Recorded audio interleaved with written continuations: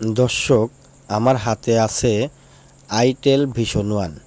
এই vision one ফোনের charging সমস্যা। যারা নতুন তারাই দেখেন, অভিজ্ঞতা বাইরা দেখার দরকার নাই।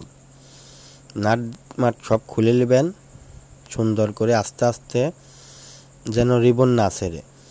প্রথমেই আপনারা মোটর লাইন আলাদা করে লজিক বোর্ডটা ফ্রেমের সাথে লাগাবেন।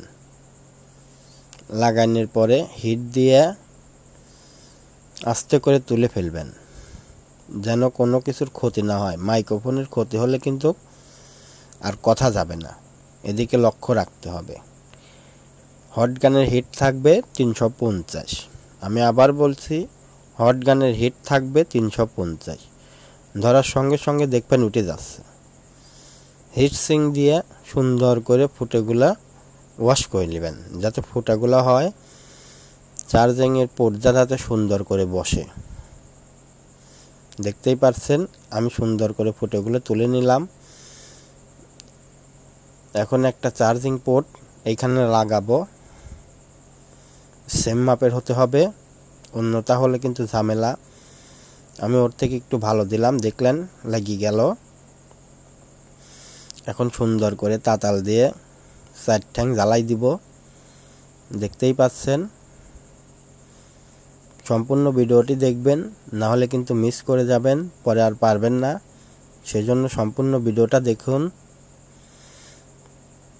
চার্জিং পোর্টের 4 কিনারে সুন্দর করে আয়রন সোল্ডার দিয়ে আয়রন করে নেবেন।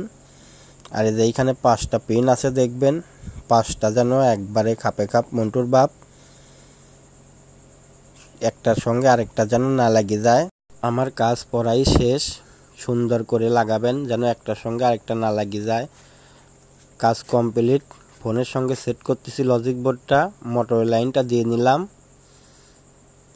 দেখতেই পারছেন, এখন চার্জার পোর্টটা ঢুকালেই চার্জ হয়ে গেল। এভাবেই সুন্দর করে আপনারা কাজ করবেন, খুব সুন্দর করে। দেখলেন আমি কিভাবে কাজটা শেষ করলাম। এবার নাটমাট লাগানোর পালা। আস্তে আস্তে লাগাচ্ছে সব। এদিকে খেয়াল রাখতে হবে যেন রিবনের কোনো কিছু নষ্ট না হয়। খুবই সুন্দর করে লাগাবেন। আমি যেভাবে লাগাচ্ছি ওইভাবেই। এবারে লাগানো কমপ্লিট। ফোন ওকে। সিমগুলো লাগাই দিলাম। এবার চার্জার পিন ঢুকালেই কোর্স কমপ্লিট।